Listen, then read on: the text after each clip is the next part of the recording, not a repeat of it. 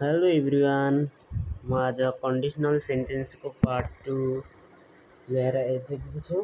अब यसमा म इक्जाममा कसरी सोध्छ त कन्डिसनल सेन्टेन्सबाट भन्ने शीर्षकमा आएको छु। यहाँ मैले केही क्वेसनहरू ल्याएर आइसकेको छु। अब यसमा हामीलाई क्वेसन कसरी सोध्छ, यसमा हामीले इफ क्लोज र मेन क्लोज थाहा पाउनुपर्छ। त्यसपछि अब यो क्वेसन अनुसार जाउँ।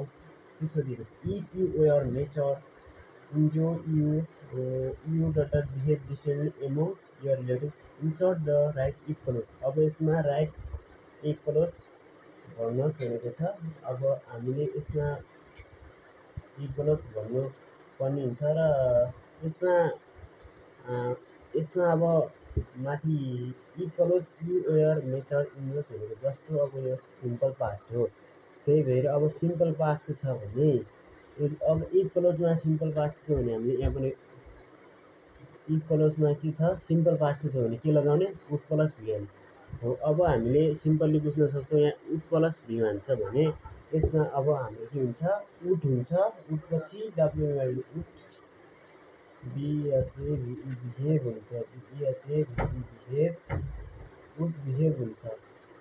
त्यसै गरी सेकेन्ड नम्बरमा छ if you sell your stocks now you did much money for them.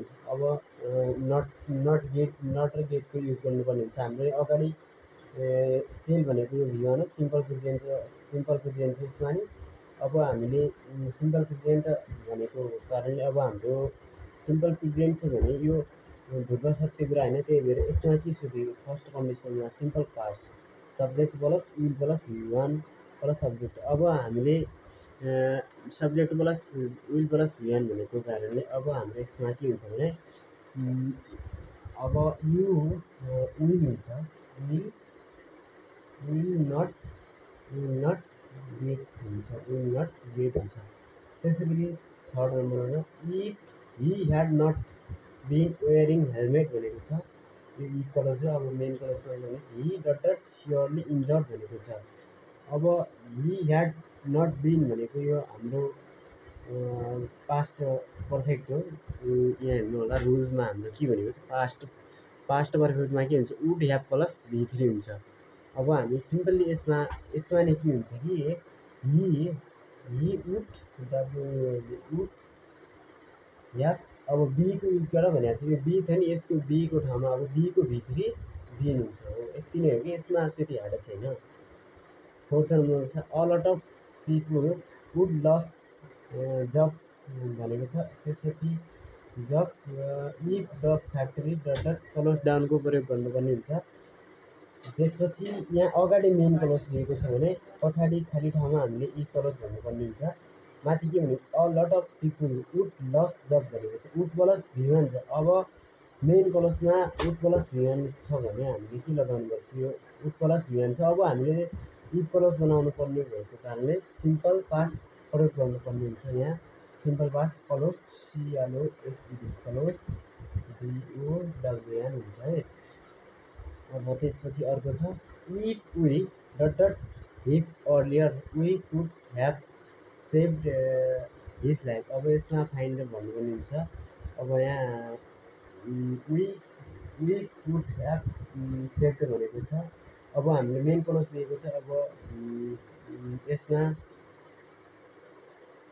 If we clause भन्नुपर्ने हुन्छ। If we had find and found हुन्छ। त्यसपछि अर्को छ if he does not go home early his father dot him kills. अब if clause दिएको छ। अब हामीले मेन क्लोज भन्नुपर्ने हुन्छ। यहाँ सिम्पल प्रेजेन्ट दिएको छ। अब हामीले मेन क्लोजमा विल प्लस भिवान लगाउनु पर्ने हुन्छ। विल प्लस भिवान लगाउनु पर्दा के हुन्छ भने यसमा विलको के हुन्छ, सुरु हुन्छ। त्यसै गरी लास्ट क्वेसन छ unless you follow the instructions you dot the exam. अब यो फलो भनेको यो भिवान हो। अनलेस यो नेगेटिभ वर्ड इफको ठाउँमा युज गरेको चाहिँ अनलेस यो नेगेटिभ वर्ड भएकोले यो you follow the instruction you dot dot the exam भनेको छ। यसमा you will not pass you will not pass the exam हुन्छ। हामीले बुझ्यौँ होला। यस्तै क्वेसन आउँछ, यस्तै प्र्याक्टिस गर्नु होला।